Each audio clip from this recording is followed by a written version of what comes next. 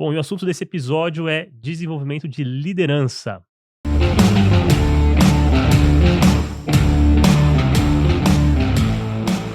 Fala galera, tá começando mais um episódio do podcast Next Level, o podcast da Mirago. Eu sou o Lude Amano E eu sou o Daniel Dalacqua. e hoje a gente tá com o Diego Paim, que é um baita de um convidado aqui. Eu vou ler a mini bio dele, mas antes de tudo eu preciso falar pra vocês que o Diego estudou comigo no mesmo colégio, na infância, né? Na Lá infância, pequenininho. lá atrás. A gente nunca estudou na mesma sala, mas estudamos no mesmo colégio. Mas vamos lá. Quem que é o Diego? O Diego, ele é gestor de desenvolvimento, learning e development, facilitador de grupos, consultor de desenvolvimento, pesquisador e escritor. Ele é líder de programas de desenvolvimento de liderança lá no Nubank, moderador, facilitador de grupos há 15 anos. Neste período, teve a oportunidade de trabalhar no Brasil e em diversos outros países, como Eslovênia, Suíça, Letônia e Índia, entre outros. Sempre com treinamentos, capacitação de grupos e processos participativos por meio de facilitação de grupos. Não conhece fronteiras para o trabalho de facilitação. Construiu seu repertório por meio de diversas formações, estudos e atuando com o tema de facilitação de grupos junto a grandes organizações como AES Eletropaulo, Itaú Unibanco, Wabco, é assim que fala? Uhum. Wabco, Grupo Votorantim, Telefônica Vivo, Shell e Ambev, além de startups, empreendedores, ONGs internacionais e eventos como a Copa do Mundo, FIFA 2014 e grandes eventos corporativos. Consultor de gestão da mudança, apoiando projetos em organizações como o Grupo Odebrecht, Braskem, 3M, Roche, MSD, Ultragaz e DSM, entre outras. Ele desenha e entrega. Não, ele faz o desenho e entrega de treinamentos de mentoria para públicos diversos. É especialista em desenvolvimento humano aplicado a empresas, preparo de coaches e mentores e desenho de experiências de apoio individuais. Preparou mais de 2.000 líderes para apoiarem um a um ou coletivamente indivíduos e equipes. Ele é graduado em Relações Internacionais, se formou mestre pela FEA-USP na área de gestão de pessoas em organizações, especializado no tema de comprometimento entre pessoas e organizações. Atua como pesquisador da Universidade de São Paulo na área de comprometimento com o trabalho, publicando estudos e auxiliando organizações em desafios de gestão. Hoje, ele é líder dos programas de desenvolvimento de liderança do Nubank, desenhando e entregando experiências de desenvolvimento para média e alta liderança da empresa. Não preciso falar mais nada, né, gente? Acho que aqui já ficou muito claro. Paim, primeiro, obrigado por aceitar o convite, Imagina, por um estar esse prazer tempo estar aqui aqui. com a gente. Eu vou pedir pra você, assim, tem muita coisa aqui que eu já li, mas se você puder contar, resumidamente, 2 minutinhos, como é que você chegou onde você chegou, cara? Como é que você foi parar nesse mundo de liderança e tudo isso? Bom, então, eu acho que foi basicamente na universidade, foi quando eu comecei a me interessar pelo tema de desenvolvimento, pelo tema de liderança, por coisas assim. Percebi que eu gostava de dar aula, gostava de orientar pessoas, gostava de trocar ideias sobre isso. E aí, a partir disso, eu falei, ok, agora eu preciso testar isso na prática, né? Comecei a conhecer algumas organizações, alguns lugares que eu pudesse, né, fazer isso na prática. Fui pegando gosto pela coisa, e aí daí pra frente falei: "Ok, agora é hora de eu me especializar nisso daqui", né. Então comecei a estudar sobre, comecei a me capacitar, fiz 1 milhão de cursos sobre isso, e aí fui ganhando a minha própria maneira de atuar nesse mundo, né, que no mundo da Uhum. liderança, eu acho que a gente pode ter algumas filosofias, algumas escolas, mas para mim o que funciona melhor é essa coisa mais múltipla, esse quebra-cabeça, quando você coleta uma coisa aqui e vai criando a seu próprio entendimento, né, não fica só uma cartilha que você fica recitando, mas na verdade um entendimento maior, assim. Então, acho que em 2 minutos, assim, foi assim que eu comecei a criar um jeito mais autoral de falar de liderança, e aí tô onde eu tô. Legal. Show de bola. E Diego, você acredita ou você acha que qualquer pessoa pode se tornar líder? Com certeza, com certeza. Eu acho que, essa ideia de que liderança é uma coisa nata ou é uma coisa, assim, que você como se fosse um dom que a pessoa tem, eu realmente acho que tem muito estudo que já prova que isso não é verdade, né, linhas de psicologia e tudo mais, e na prática também eu vejo isso. O que você pode ter é estilos diferentes de liderança, mas falar que uma pessoa não é apta a ser a ser um líder, eu acho que isso, tá muito longe do que a gente vê hoje de evidência, tanto teórica quanto prática, assim. É. Tem bastante, eu ouço bastante aquele negócio, né, antes de liderar os outros, você precisa liderar a sua própria vida, né. Que é uma frase que soa clichê, né. Mas assim, na sua visão, isso realmente é clichê ou isso realmente faz a diferença? Assim, aquela pessoa que realmente assume as rédeas da vida, que conduz a vida, né, com clareza, sabe para onde vai, o que que ela quer, isso faz diferença na de se tornar um líder? Cara, eu acho que é a maior diferença que faz em qualquer liderança, assim. Eu passando por várias organizações ao longo da minha carreira e agora estando em uma organização e aprofundando, eu vejo que os líderes que mais sofrem e os que são menos eficazes é quem não consegue primeiro liderar a si mesmo, quem não consegue se entender, entender o que está sentindo, entender quais são os pontos fortes e os pontos fracos, não consegue entender quais são os gatilhos dessa pessoa, a pessoa que não consegue olhar para dentro e criar um racional, criar uma história, entender aonde ela tá e o que que ela quer fazer, eu acho que essa é a grande fraqueza, assim, que eu vejo em grande parte das lideranças, assim, tentar liderar para fora antes de dominar a parte para dentro. Uhum. Eu sei, assim, que às vezes parece um papo meio coach quântico, assim, um Uhum. negócio meio assim, eu super entendo Reprogramar o isso. DNA. Pois é, exatamente, mas tem uma parte muito verdadeira nisso que é, se eu não consigo ter uma clareza de que gera o que eu tô fazendo? O que influencia o que eu tô fazendo? Como é que eu reajo às situações?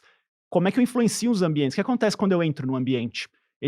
Eu trago o quê? Eu trago nervosismo, eu trago ansiedade para o ambiente, ou eu trago alegria, eu trago leveza, eu trago centramento. O que eu trago para os lugares que eu chego? Como eu influencio ao meu redor? Isso tudo são coisas tangíveis, né? Eu consigo extrair isso das outras pessoas e aprender com isso, né? Acho que quando a gente fala do papo de autoconhecimento, ele vira um papo muito zen, muitas vezes, assim. Uhum. Então eu gosto de aterrar muito e tangibilizar esse papo de autoconhecimento, assim. Autoconhecimento é você conseguir, de uma maneira muito clara, entender quais são o que a gente chama de blind spots, né? Quais são esses pontos que você não consegue enxergar? Quais são as suas fraquezas? Quais são as suas fortalezas? Quais são os talentos que você precisa multiplicar ali? Qual que é o seu jeito de atuar? O que te dá mais energia? O que te tira energia? O que você causa nesses ambientes que você entra? Isso tudo é autoconhecimento. Não é sentar no topo de uma montanha e falar: "Agora eu atingi a iluminação". Uhum. Isso é um jeito caricato, vamos dizer assim, de trabalhar autoconhecimento. Acho que autoconhecimento no dia a dia, na prática, tem muito a ver com como é que eu me relaciono com o meu entorno, para que eu não fique só reagindo a esse entorno, mas que na verdade para que eu dite a regra. E as pessoas são muito boas em não se colocar como protagonista das coisas, né. Então, dando muito treinamento por aí, muito workshop, a coisa que eu mais ouço é justamente: "Você está me falando essas coisas? Super legal, mas sabe quem teria que estar aqui ouvindo isso? Meu chefe, o meu líder. Você não devia estar falando isso para mim, porque isso eu já sei. O meu líder devia estar ouvindo isso daqui, porque ele que precisa ouvir essas coisas que você está falando". E aí o que que é isso, né, no fim das contas é a pessoa que não consegue se colocar como protagonista. Isso Uhum. também indica falta de autoconhecimento, né, a pessoa que coloca a culpa nos outros ou que coloca a culpa no contexto, é sempre o outro, nunca é ela, Uhum. né. Então Sim. acho que vai um pouco nessa linha quando a gente fala de autoconhecimento, liderar a si mesmo. Para mim é uma coisa prática, tangível, que eu consigo, eh, ordenar e eu consigo aplicar isso no dia a dia, assim. E como desenvolver isso na prática? Porque assim, eu concordo 100% com você. Cara, autoconhecimento é uma das coisas mais importantes, ao mesmo tempo é um trabalho sem fim, né, você vai fazer isso até o último dia da sua vida, você vai ter oportunidade de se desenvolver. Como é que você faz na prática? É curso, é livro, é reflexões, é meditação? Como é que isso acontece, de fato? Eu acho que o primeiro passo para isso acontecer é ter uma intenção. É você realmente querer, estar disposto a olhar um pouquinho para dentro, a estar Hum. disposto a entender, vamos falar, sei lá, de pontos fracos. Se você pega numa entrevista de emprego, você pergunta para a pessoa: "Ah, quais são os seus pontos fracos?". Ela vai te falar: "É esse, é esse e é esse". Agora me fala pontos fortes. Putz, é que assim, é difícil falar da gente, né, é uma coisa, parece que é falsa modéstia, uma coisa assim.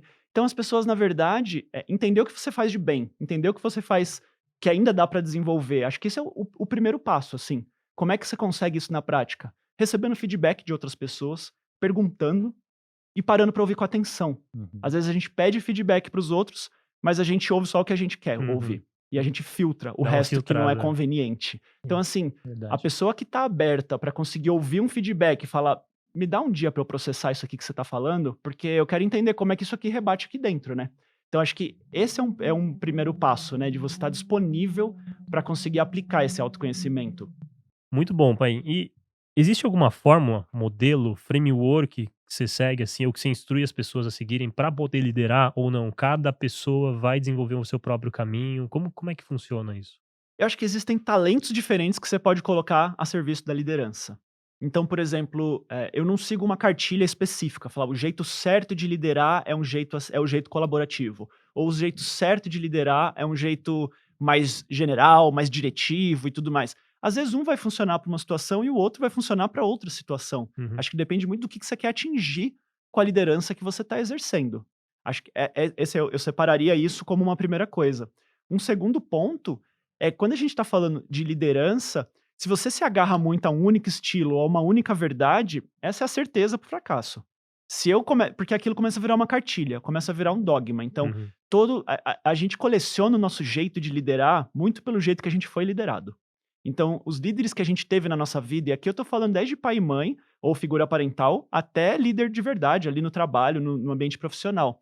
Eu vou coletando o que eu acho interessante de cada um desses e vou repetindo, e vou passando para frente. E não quer dizer que tudo que eu passo para frente é bom. Eu vou, às vezes, pegar um vício negativo de um chefe que eu já tive e vou repassar isso para frente também. uhum, Então, acho que quando a gente fala de adquirir um estilo de liderança, quando eu falo, por exemplo, um estilo autoral de liderança, isso é o que muita média gestão, principalmente, sente falta ou sofre um pouco, que fala: "Ok, o beabá eu sei fazer. uhum, Agora eu não sei qual que é o meu DNA, eu não sei qual que é o meu jeito autoral de exercer liderança", aquele que você olha e fala: "Cara, isso aqui sou eu exercendo liderança", não eu tentando copiar alguém, ou eu copiando um livro, um uhum, checklist de como exercer a liderança. Acho que esse salto acontece quando você justamente consegue se livrar um pouco dessas cartilhas e entender o que que aquele momento precisa e o que uhum. que eu consigo oferecer para aquele momento, né. Então, acho que vai um pouco nessa linha, mas eu não tenho um estilo único de liderança, né. Eu vou percebendo que ao longo da minha carreira, eu fui conversando com várias pessoas e capturando um pouquinho de cada pessoa, cada livro, cada insight, cada tropeço também, cada erro. Uhum. Aquilo vai te ensinando um pouquinho e vai construindo esse quebra-cabeça, que é a forma de liderar de cada um. Por isso que às vezes quando eu chego para fazer treinamentos de liderança, coisas nesse sentido, evoluir o padrão de liderança de alguém, a gente tem que tomar muito cuidado, porque aquilo não vem de graça. A Uhum. pessoa criou aquilo ao longo de décadas, às vezes, Sim. trabalhando, né. Então você chega lá e fala: "Ó, Lu, do jeito que você lidera, tá completamente errado, tá completamente inadequado". Não adianta chegar com o pé na porta. Uhum. São hábitos que a gente pode fazer para ir remodelando e criando um padrão novo de liderar. Mas aquilo não foi adquirido por acaso. A pessoa viveu, ela tem um porquê que ela age daquela maneira. Uhum. Então acho que eu não sigo uma cartilha única, eu não gosto da ideia de seguir uma cartilha única, eu gosto de me especializar em algumas frentes, mas não gosto de uma cartilha única, mas ao mesmo tempo eu sempre tento me provocar para falar: "Ok, esse é o jeito mais autoral que você consegue fazer isso? Tem alguma outra coisa que você consegue colocar na mesa também aqui a respeito disso?". Uhum. Então acho que eu penso mais dessa maneira do que: "Ok, a escola X de liderança é a escola mais adequada nesse momento do ano que a gente está vivendo". Eu acredito muito pouco nisso. Que legal, cara. Boa. Eu já ouvi muita gente me falar assim, sabe aquilo que você mais odeia no seu chefe? Provavelmente quando você virar um líder, você vai fazer a mesma coisa, você vai repetir. O que que você acha disso? Faz sentido isso? Porque eu vi que você falou um pouco de, se a gente vai acabar repetindo coisa que a gente aprendeu com os pais ou com outros líderes, né. Isso também acontece? Super, super acontece. Geralmente a gente vê, né, que o que geralmente incomoda você quando você recebe um feedback, por exemplo, o que geralmente incomoda você é o porque tá muito longe do que você queria ser, então Uhum. aquilo que você queria ser ou aquilo que você se vê fazendo mesmo, né, que você se identifica. Então acho que quando a gente recebe maus exemplos, a gente vai guardando isso também. Em algum momento de deslize ou em algum momento de uma situação de pressão, às vezes você vai ser uma pessoa autoritária, porque foram autoritário com você lá atrás, acho que isso também vai escalando dentro da gente, então é um trabalho constante, é uma vigília constante, né, de você Uhum. conseguir entender quais são hábitos bons que eu tô adquirindo, mas quais são hábitos que também não são saudáveis que eu tô adquirindo. Achar que eu vou absorver tudo de todo mundo que passa pela minha vida e só vai ter coisa boa, eu acho que é um pouco ingênuo.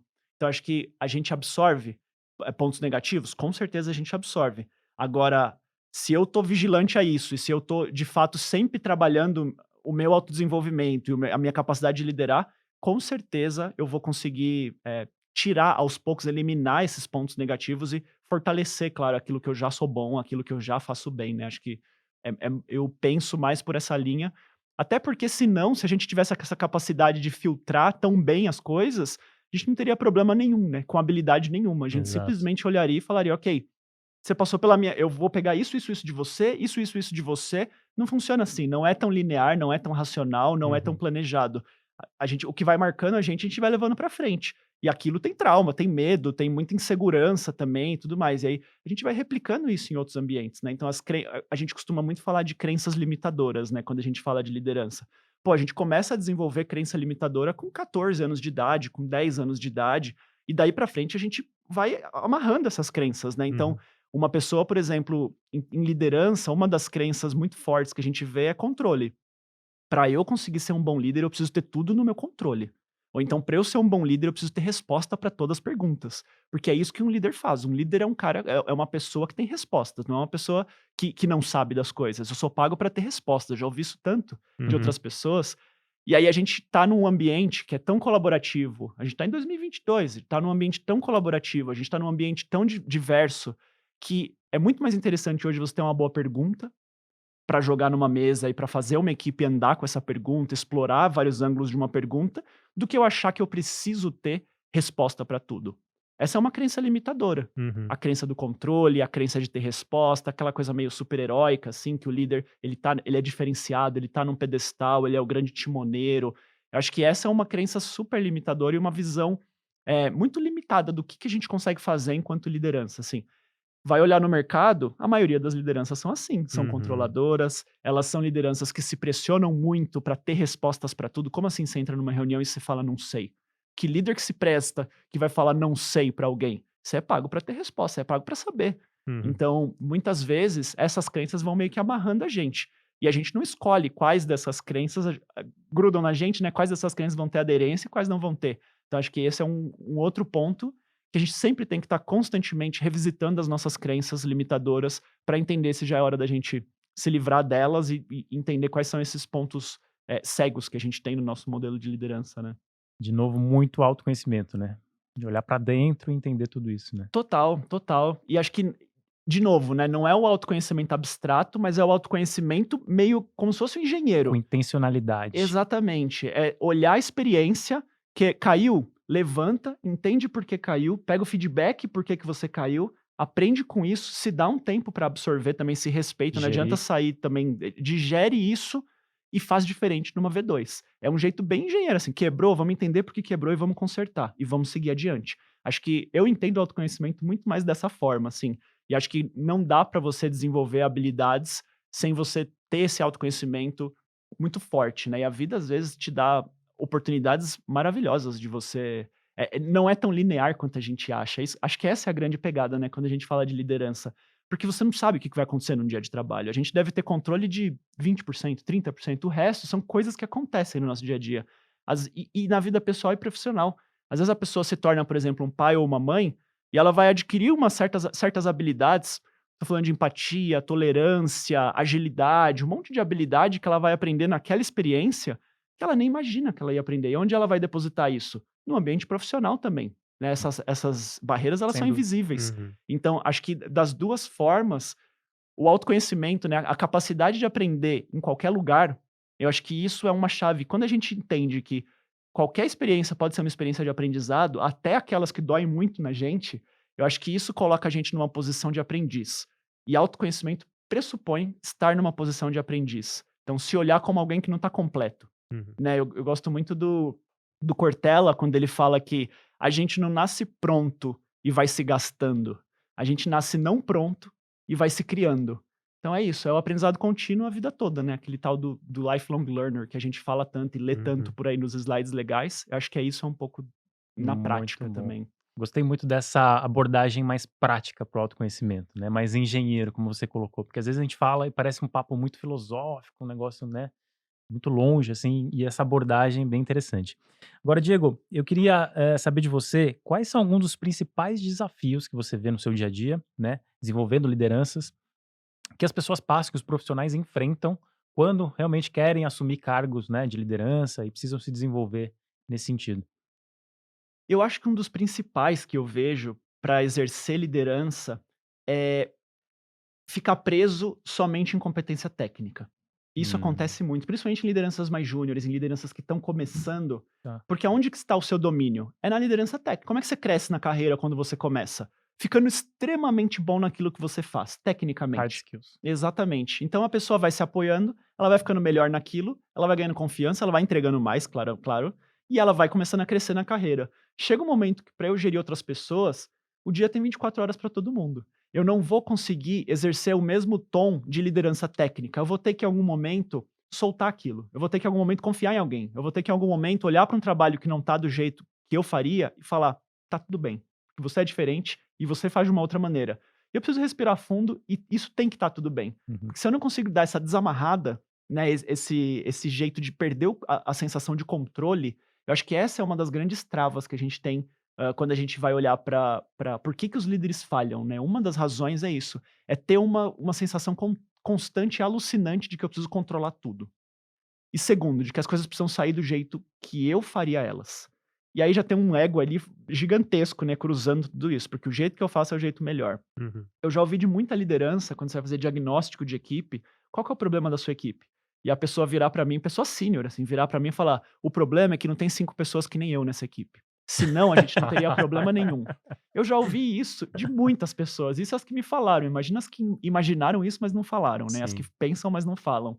Então acho que um dos pontos de desafios de liderança é isso, de aprender a não exercer controle o tempo todo, aprender a soltar. Acho que esse é um primeiro ponto.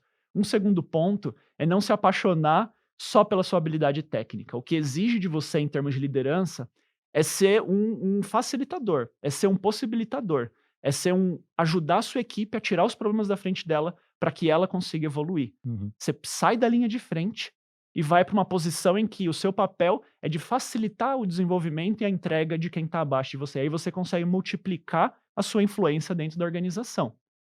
É fácil fazer isso? De forma alguma, porque vai sair errado, as pessoas vão falhar na sua frente ali, você vai falar: "Cara, não é assim", mas a pessoa precisa falhar às vezes para ela conseguir fazer de uma maneira, melhor da segunda vez, não vai sair do ritmo que você quer, dói muito. Esse processo de perder o controle, ele Uhum. dói muito.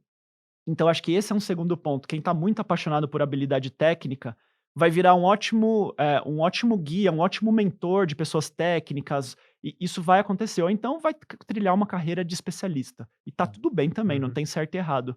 Mas pensando em liderar pessoas, você tem que se colocar numa postura um pouco mais geral e um pouco mais de como é que eu consigo tirar os problemas da frente da minha equipe, para que ela consiga exercer o melhor trabalho que ela consegue exercer. Acho que essa tem que ser sempre a coisa. Quais são os bloqueios que existem aqui e como é que eu consigo livrar tudo que tem de ruim para você fazer tudo que tem de bom? Acho que isso é um pouco do trabalho do líder. E essa transição costuma ser muito custosa também. Bastante. E além de facilitar, ser esse facilitador da equipe, você acha que o papel do líder também é desenvolver novas lideranças dentro do time, enfim, dependendo do momento que tá esse time? Com certeza, com certeza. Um dos papéis-chave e às vezes é muito desafiador também para o líder fazer isso, é conseguir desenvolver a sua equipe, né. E aí, onde está o grande gatilho? Por que que as pessoas às vezes falham em desenvolver a sua equipe? Primeiro porque às vezes ela sente que ela não tem o repertório.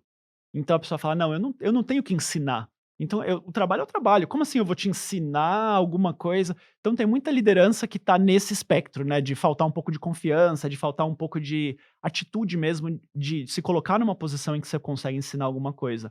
Tem um outro problema, o outro extremo disso, que é a pessoa que quer ensinar tudo milimetricamente do jeito que ela faz, porque aquele é o melhor jeito possível. E aí a pessoa se prende numa redoma, e enquanto não está emulando exatamente o que ela faz, ela não está satisfeita. E ninguém quer ter um líder assim. Quem já teve sabe muito bem a dor de ter uma liderança assim, que quer criar um clone. Então, acho que esse é um outro extremo. Além desses 2 extremos, uma coisa muito que eu vejo muito, que é o dia como ele é, né. No dia a dia, as pessoas simplesmente não têm tempo para desenvolver umas às outras. O dia a dia é tão corrido, eu tenho tanta coisa para fazer, tem tanta pressão, que, meu amigo, a gente tem que fazer, a gente tem que executar. É para isso que a gente está aqui. Olha, se eu trabalhar muito bem, eu já não vou dar conta. Imagina se eu parar ainda para conversar com você sobre como é que foi, como é que você processou o último feedback que eu te dei, ou então como é que você pode ficar melhor na próxima vez que você for liderar tal projeto. As pessoas simplesmente ignoram esses momentos que são preciosíssimos de aprendizado. Então a pessoa cai, ninguém ajuda ela a levantar e ninguém pergunta como é que ela pode fazer melhor Uhum. numa próxima maneira. E ela fica caindo, até que uma hora ela cria uma casca maior e ela começa a fazer certo, mas isso é muito ineficaz. Então acho que a maior parte das lideranças que eu vejo que tem esse tom de ser desafiador, de ser uma liderança que se desenvolve, elas tomam tempo da agenda, tempo precioso da agenda, bloqueiam a agenda mesmo e fala: nesse momento aqui vai ser uma conversa de mentoria com você. Nesse momento aqui a gente vai falar da sua carreira. Você tem que travar isso, porque senão a Total, operação te engole, total. A né. operação te engole facilmente. Então, se você não leva esse momento tão a sério quanto o momento da operação, de fato você nunca vai conseguir exercer, porque é isso, né. Você precisa de tempo com essas pessoas e as pessoas Total. precisam de tempo para cair, para levantar, para você dar um toque, para você ajustar uma maneira, ajustar outra. E acho que essa é uma habilidade que também requer muita generosidade, que é uma coisa que a gente ouve pouco. O ambiente, pelo menos o ambiente corporativo, ele é muito árido, né? Tá Uhum. cada um no seu É. objetivo, na sua agenda pessoal e tudo mais. E ser uma liderança que desenvolve outros exige generosidade. E acho que esse é um ponto que a gente costuma ignorar quando a gente entra dentro de uma organização também. Diego, assim, a gente tem vários exemplos de grandes líderes, né, e a gente muitas vezes percebe que claramente existe uma diferença na forma de liderar deles, né. Eu acho que um grande exemplo disso é Steve Jobs e Tim Cook, né, Uhum. 2 grandes líderes, com formas bem distintas, né, aparentemente de liderar. Como é que funciona isso? Existem estilos? Dá pra gente categorizar estilos de liderança? Eh, Existe um caminho para você encontrar aquele que mais tem a ver com você? Como que você enxerga isso? Cara, vou contar uma experiência que eu tive que acho que vai dar um pouco dessa resposta. Eu tive a oportunidade, alguns anos atrás, na minha área de pesquisa, de participar numa conferência global de administração de empresas. E era 12.000 pessoas do mundo inteiro apresentando pesquisas sobre gestão e em várias áreas diferentes. E eu fui cair num dos grupos que estava falando sobre liderança. E eu vi as pessoas, não é a minha área de pesquisa, e eu vi as pessoas conversando sobre aquilo, tinham 400 pessoas conversando sobre estilos de liderança e modelos de liderança, e elas não entravam em consenso nenhum. Os melhores pesquisadores do mundo estavam ali, nos Estados Unidos, conversando sobre aquilo e não existia um consenso. A gente às vezes é ingênuo de achar que tem um jeito de fazer as coisas. E aí a gente acaba sendo simplista. Então, o que eu consegui ver, eu falei: "Cara, como assim não existe nem mais ou menos um consenso quanto a isso?" É uma bagunça, porque você pode colocar no Google estilos de liderança, vai ter o modelo A, vai ter o modelo de cores, vai ter o modelo psicológico X, Y, Z, são N modelos diferentes. Quem sou eu para falar qual que funciona e qual não funciona? E aí a gente começa a dar uns passos para trás. Se não tem uma resposta fácil, qual que é a resposta difícil, né? E aí acho que uma coisa interessante quando você dá o exemplo do Steve Jobs e do Tim Cook, por exemplo, são personalidades muito diferentes. Então o estilo de liderar delas vai refletir muito essas personalidades. Então acho que aí a gente começa a entrar num papo interessante, que é, ok, uma pessoa é mais introspectiva, ela é uma pessoa muito mais política, ela é uma pessoa muito mais articuladora, de backstage e tudo mais, que é o Tim Cook. Uhum. E tem uma pessoa que é muito mais aquele gênio incompreendido, que é muito mais ousado, que é muito mais enérgico, que era pelo menos o que retratavam a figura do Steve Jobs. Fala, pô, qual que é certo, qual que é errado, qual que é o jeito adequado, qual que é o estilo certo a guiar? Acho que o processo que eu penso é, primeiro a gente tem que entender qual contexto a gente tá. Essa é a primeira parte. Onde eu tô? Se isso não tá bem lido, se o cenário não tá bem lido, se a cultura não tá bem lida, dificilmente você vai conseguir exercer uma liderança, que seja boa naquele lugar. Acho que esse é um ponto. Segundo ponto, o que que eu tenho a oferecer?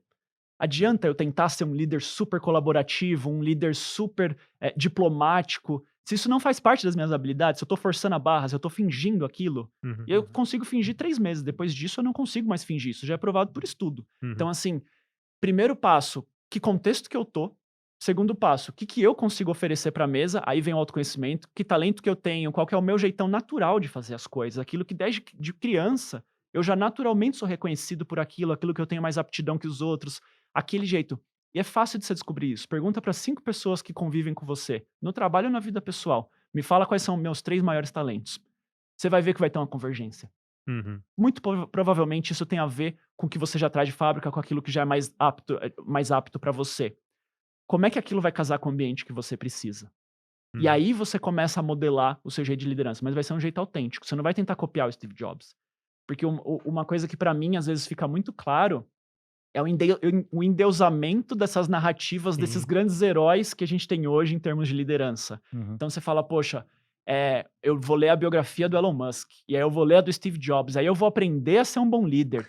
Cara, você não vai aprender a ser um bom líder. Você vai aprender como foi a história do Elon Musk, você vai aprender como foi a história do Steve Jobs.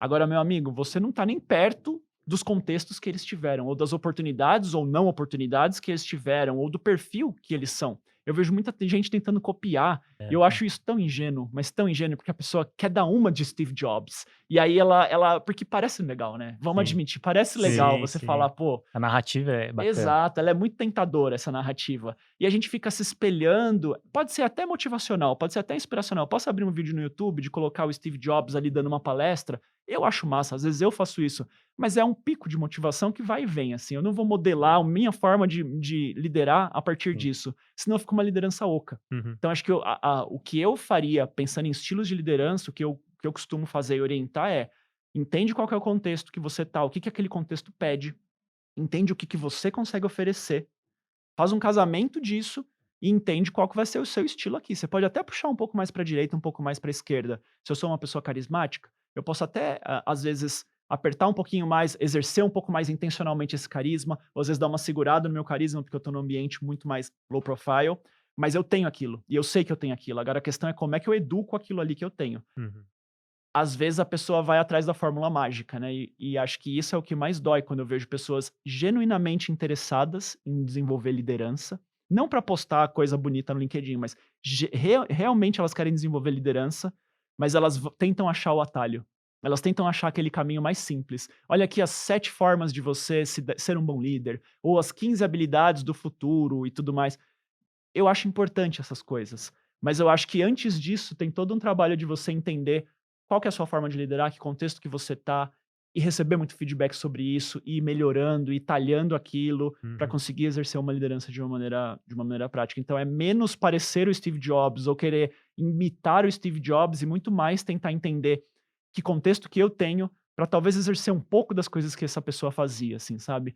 Eu gosto muito de quando me dão alguma biografia de alguém inatingível, como esses que a gente costuma ver no nosso dia a dia, eu tento remeter a alguma biografia que está mais perto. Então, Uhum. pense em alguém da sua área, pense em alguém da sua empresa, que poderia escrever uma biografia que você aplaudiria. Chega perto daquela pessoa, pede para ela ser sua mentora, é mais perto, traz para perto essa conversa tão distante de role model, essa conversa tão distante de ídolos, traz ela para perto, encontra na sua realidade, e é o ídolo de agora, não quer dizer que amanhã você possa achar um melhor, a vida é muito longa. Uhum. Então, hoje, na sua organização, qual que é a pessoa que poderia ser um Steve Jobs ou que você aspiraria a ser parecida? Traz ela para perto, aprende com ela, pede feedback dela, e aí a gente vai encontrando vários Steve Jobs ao longo da nossa vida. Uhum. E aí a gente vai construindo um jeito de liderar muito mais autêntico, assim. Eu acho que isso é muito mais fácil do que eu abrir a biografia do Steve Jobs, entender e tentar copiar aquilo ali que ele fez, porque aquilo é incopiável, né. Uhum. Certeza. Cara, ótima dica. E eu queria saber de você, Diego, o seguinte, muitas empresas têm uma gestão hoje mais flat, né, mais horizontal, com times multidisciplinares. Como é que é liderar nesse ambiente? É mais desafiador? Eu não diria que é mais desafiador, mas exige outras coisas. A caixinha de ferramentas do líder, ela muda. Quando eu tô falando de ambientes mais modernos, falando um pouco na prática, o que que isso significa? Em ambientes ágeis, por exemplo, quando eu tô Perfeito. trabalhando com tribes, com squads, quando eu tô trabalhando com esse tipo de organização matricial, ou então de pessoas que se juntam por projetos e não por 70 níveis de hierarquia diferentes, isso vai pedir de mim o quê? Mais desapego. Então tem hora que eu vou estar num projeto A, daqui a pouco eu já tô em 2, daqui a pouco eu tô metade de mim em um e metade em outro, daqui a pouco eu tô em 5 e eu preciso manejar, eu não sou dono de nada, mas ao mesmo tempo eu influencio 5. Então assim, isso pede desapego do Uhum. líder. Quer dizer que é mais difícil ou mais fácil do que era antes? Antes era dificílimo também, numa estrutura extremamente hierárquica, é difícil, só que é difícil de uma maneira diferente. Então acho que uma coisa que pede essas organizações mais horizontais, mais modernas e mais, orgânicas, uma coisa é desapego. A outra coisa é um senso ridículo de colaboração.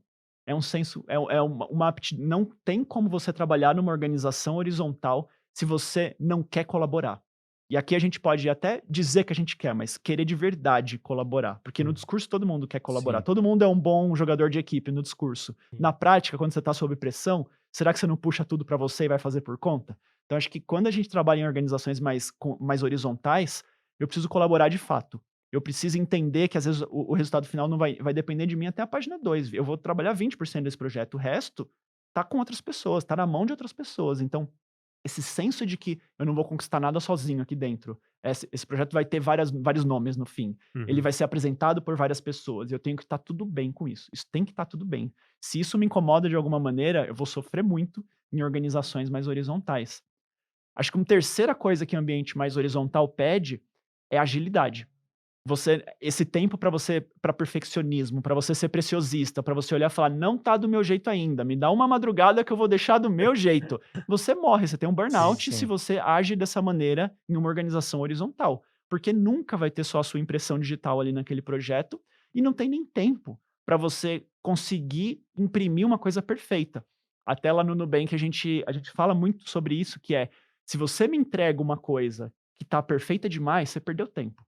Porque você poderia ter me colocado na metade do processo. Eu quero ver coisa ruim, eu quero ver coisa em produção, eu quero ver MVP, eu quero ver Uhum. coisas que estão acontecendo. Eu não quero ver o trabalho pronto, porque se eu tiver que desmontar ele, você vai ter perdido horas e horas e horas. Então, me dá o 0.8, me dá o 0.5 e vamos conversar junto como é que ele chega no 1 da melhor maneira. Então, acho que esse momento que a gente vive hoje em dia, né, de um trabalho mais orgânico, que está sendo construído no dia a dia e daqui a pouco esse projeto deixa de existir, vira uma outra coisa, daqui a pouco aquela outra coisa junto com uma terceira coisa vira uma nova diretriz estratégica. Isso está acontecendo diariamente na nossa frente, né. Uhum. Então acho que uma das coisas que eu aprendi muito nesse trabalho hoje no Nubank é como é que a gente consegue se desapegar, tira o ego de lado, se desapega, o que importa é a entrega, não é o dono da entrega, faz pelo coletivo e sempre tenta fazer da maneira mais rápida, o famoso erra rápido para aprender rápido. Uhum. Eu acho que a gente tem muito controle, às vezes a gente tenta imprimir muito controle sobre o erro, e acho que aí a gente se prende na mesma coisa do que tentar acertar. Eu já ouvi uma vez de uma pessoa que não, naquelas palestras grandes de eventos bacanas, de corporativos que custam muito caro e tudo mais, eu lembro de uma pessoa no palco, e ela falando: "Não, eu sou muito orgulhoso da nossa empresa, porque aqui a gente erra rápido, a gente aprende rápido e a gente conserta rápido, mas também eu espero que a minha equipe erre barato, porque se errar caro também já é um problema. E eu também quero que as pessoas errem com consistência, para a gente conseguir alterar". Falei: "Bom, se você tem tanto controle assim sobre o erro, então acerta, meu amigo, né? Então Sim, se não é Sim. uma coisa espontânea nesse nível, se você tem tanto controle, então acerta, né?". Então acho que a gente tem que ter espaço, né, para conseguir É. errar, e aí uma cultura, claro, que valorize isso, que não te crucifique em algum momento se você errar. Então acho que o ambiente ágil ele vai pedir é um bicho estranho, é um bicho é, diferente do que a organização mais tradicional. O sim. timing é diferente, a colaboração é diferente, o ownership, né, quem é dono é diferente, a coisa sai de uma maneira parece que não está pronta, mas é assim que devia estar. Então acho que esse é o ambiente ágil que a gente vive hoje. Tem gente que pena muito para entrar nesse ambiente, e tem gente que, simplesmente Não se adapta. não se adapta a esse É, ambiente, e está tudo bem tudo também. bem. A gente cansa de ver pessoas que vêm de organizações mais tradicionais, entram numa estrutura dessa, apanha, apanha, sofre, sofre, sofre, olha e fala: "Cara, isso não é para mim. Eu preciso estar em projetos mais longos, que tem um ciclo mais longo. Eu preciso sentir que o que eu estou entregando tem qualidade, está perfeito, está do meu jeito, eu quero imprimir aquilo". Tem trabalhos para isso também. Sim. Tudo bem, trabalhos que você consegue fazer no outro ritmo, com uma entrega mais perfeita, mais completa e tudo mais.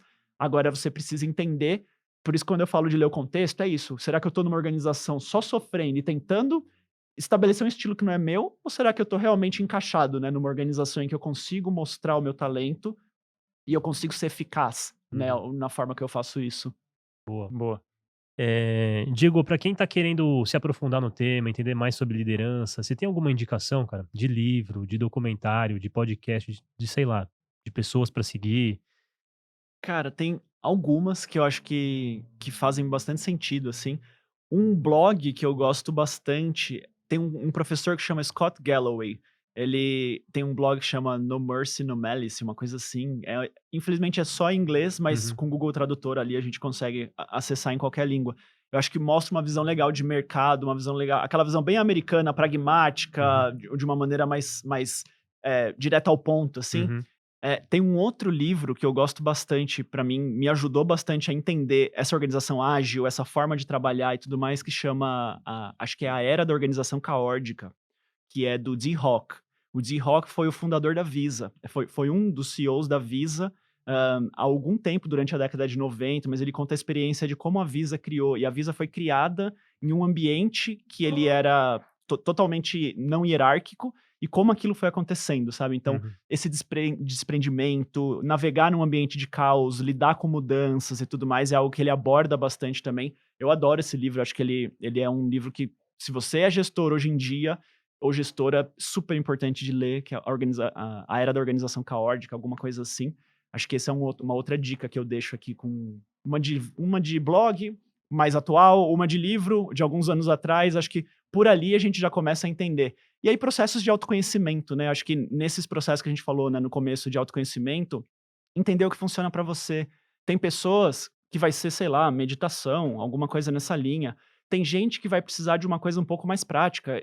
E eu acho que esporte pode ser uma ótima ferramenta de autoconhecimento, mas é isso, né? Quando a gente fala, qualquer pessoa pode colocar uma lente de aprendizado para qualquer coisa, né? Uhum. Para a gente tentar tangibilizar isso também, o autoconhecimento do esporte, se eu jogo individualmente ou se eu jogo coletivamente, se eu tenho algum feedback sobre aquilo, se eu aprendo com as falhas que eu tenho ou com o sucesso que eu tenho e tudo mais, tudo é informação pra gente aprender. Uhum. Seja o jeito que o nosso corpo se comporta, seja o jeito que eu ganho, que eu perco, que eu lido com a minha equipe. Acho que quando a gente começa a perceber, começar a se questionar a respeito disso. Acho que se a gente começa a se questionar, pode ser uma boa. Então, acho que também não é uma estante de livros que vai te fazer ser um líder melhor. Às vezes é conseguir ter tempo e intenção de conseguir olhar um pouquinho mais para dentro, receber feedback de outras pessoas, para conseguir se colocar numa posição de aprendizado contínuo. Acho que é isso que o líder precisa buscar, assim, é ser um MVP de si mesmo o tempo todo. Massa. Muito boa. E, por exemplo, coisas como terapia, coaching, você acha que são válidos? Como é que você enxerga isso? Eu acho que são super válidos. Terapia, por exemplo, eu acho que atinge níveis que certamente não são superficiais, então vai atingir causa raiz, né? O Uhum. que eu sempre acho muito interessante. Vai tratar menos a febre e mais a doença ali, né? O que está Crenças. acontecendo. Essas crenças limitadoras que a gente conversou um pouquinho sobre, outros padrões que emergem, às vezes, na infância, na adolescência. Isso tudo vem à tona, a gente não pode ser ingênuo, né? Isso Uhum. tudo vem à tona no trabalho. Essas coisas vêm à tona. Agora, eu acho que um erro que a gente faz muito, e inclusive aqui no Brasil esse erro é muito feito, é de não entender para que cada uma dessas coisas serve. Então, por exemplo, para que um tratamento psicológico vai servir? Para que uma mentoria vai me servir? Qual que é a diferença de um para o outro? Um coach, qual que é a diferença de um para o outro? Um professor, qual que é a diferença do mestre Miyagi para o coach? Se isso não está claro, qualquer solução serve. E aí Uhum. vai ser um desastre. Por isso que hoje a gente vê uma confusão muito grande entre ferramentas de apoio individual e até uma banalização, que a gente Uhum. sabe bem que isso acontece no dia a dia Sim. hoje. Então, acho que entender para que serve cada uma dessas coisas Uhum. ajuda a gente a fazer melhores escolhas, tanto oferecendo para organizações quanto para si mesmo, né? Então, saber entender para que um coach vai servir, qual que é a diferença entre um coach e um mentor, e qual que é a diferença entre um mentor e um terapeuta.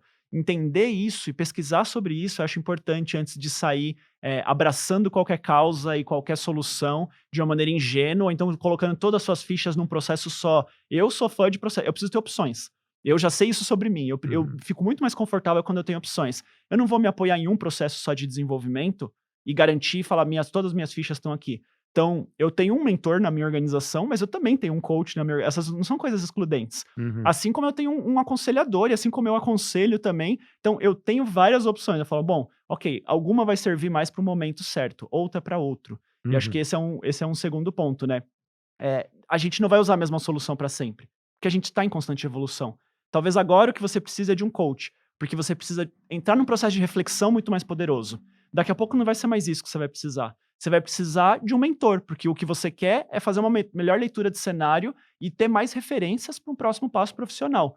E daqui a pouco o que você vai precisar é de um psicólogo, porque você está revisitando questões do passado que estão vindo à tona e aquilo está mexendo em coisas que estavam um pouco guardadas. Então eu vou para uma linha mais de psicólogo. Então, quando você entende o que cada um pode te proporcionar, primeiro que você não casa com um só, e segundo que você entende que momento da vida que é melhor cada um deles. Acho que tá um pouco nessa linha. Boa. Diego, e para quem se interessou, por esse papo, quer conhecer o seu trabalho também, onde te acha nas redes sociais? Como é que faz para manter contato contigo? Fala aí um pouquinho. Claro, com certeza. Cara, às vezes, acho que o canal mais claro é o LinkedIn, é onde eu costumo escrever, vez ou outra. Tô devendo muito por lá, em termos de produzir conteúdo, mas no LinkedIn, Diego Paim, acho que você consegue encontrar com facilidade. Ali eu costumo colocar tanto reflexões, assim, do dia a dia, nada pautado em coisas super científicas, às vezes aprendizados que a gente tem no dia a dia, né? Uhum. Eu sou muito fã daquela linha de quando você externaliza, quando você escreve, quando você fala sobre, você também tá aprendendo. Sim. Total. Então, eu costumo escrever algumas coisas no LinkedIn. Tem alguns blogs que eu já coloquei ali, então acho que dar uma googlada também é sempre bom para entender algumas aulas que eu já gravei, virtuais, assim. Mas acho que no LinkedIn talvez seja a fonte mais segura, que eu estou por lá e tô sempre me comunicando com as pessoas por lá. Boa. Legal. E você também faz pesquisa atualmente? Você tem algum projeto de pesquisa no Sim, momento? é, E é em outra área, você falou. Isso, isso. Uma coisa que eu exploro bastante é também gestão da mudança, que eu acho que é um tema, uma competência super do tempo atual, e é uma competência que é muito pouco trabalhada. Então, a Hum. nossa habilidade de lidar melhor com mudanças, de identificar resistentes dentro de uma equipe, de entender como ajudar pessoas a passarem por um processo de mudança, isso é algo também que eu costumo escrever sobre, que eu costumo pensar sobre bastante. Então, eu acho que gestão da mudança é esse assunto que está muito em voga e não vai deixar de estar em voga nos próximos, porque a gente tem uma certeza que vai ter cada vez mais mudança. É, E se a gente fato. não começa a lutar contra essas mudanças e contra a maré, com certeza a gente vai sofrer muito dentro de organizações. E eu vejo muito isso acontecendo em lideranças que eu estou lidando, ou em lideranças que já passaram pela minha carreira, essa habilidade de conseguir ser amigo da mudança, lidar bem Uhum. com mudança e surfar ondas da mudança mesmo é algo que eu acho que a gente pode desenvolver cada vez mais. Acho que isso tem muito a ver. Se me falasse hoje 3 habilidades de liderança, acho que uma delas seria a gestão da mudança. E como é difícil mudar, né? A gente às vezes é muito apegado ao conhecido, ao status quo, é difícil, né? Total. A gente é programado a se proteger de mudanças, né? A gente evoluiu enquanto A espécie se evolução. protegendo de mudanças, né? Então, É. achar que em um workshop, ou em um curso, ou em um livro, você vai virar essa chave é uma ingenuidade muito grande, né? Então, acho que assim, o trabalho que eu faço quando eu toco no tema de gestão da mudança é tentar revisitar as mudanças que a pessoa já passou, tentar entender que ferramentas que ela tem, porque às vezes a dor tá hoje, né? Eu não posso falar de uma maneira conceitual, preciso falar, cara, como você consegue ajudar a sua equipe hoje a melhorar um processo de mudança ou a concordar com um processo de mudança que seja? Mas é um processo super difícil. A gente tem que se perdoar e dar muito tempo quando a gente É. fala de mudança, porque a gente é programado para rejeitar a mudança, né? Agora, é muito legal quando você vê que quando a chave vira da pessoa, quando ela começa a perceber as coisas. Uma pergunta que eu acho fantástica quando a gente fala de gestão da mudança é: o que que eu preciso me desapegar agora? O que que precisa morrer para uma coisa nova nascer? Legal. Então, que comportamentos que eu preciso abandonar, que ideias, que crenças que eu preciso abandonar para dar espaço para Pro outras novo. coisas entrarem, para o novo. Porque a gente só quer acumular, a gente só quer acumular conhecimento, né? A gente não quer abrir mão de nada. E às vezes a gente precisa, não cabe tudo, né? A gente precisa abrir mão de algumas coisas para poder transformar em uma coisa melhor, né? Então acho que quando vem essa chave, você fala, cara, essa ideia, essa crença, é hora de eu deixar isso ir embora. É hora de eu me abandonar isso. Acho que esse é um momento de muita maturidade profissional, quando a gente consegue fazer esse clique e consegue estar aberto e esvaziado, né? E tá vazio para coisas novas, né? Na linha do menos é mais, na linha de um aprendizado mais minimalista também. Eu não sou a pessoa que tenho 90 livros na minha estante e tô sempre lendo um livro por semana, mas quando eu me dou o tempo para ler alguma coisa, eu mergulho. Poxa, que pena que o papo tá chegando ao fim, Diego. Cara, esse assunto rende muito. Daria pra fazer uns 5 episódios aqui de liderança fácil, fácil.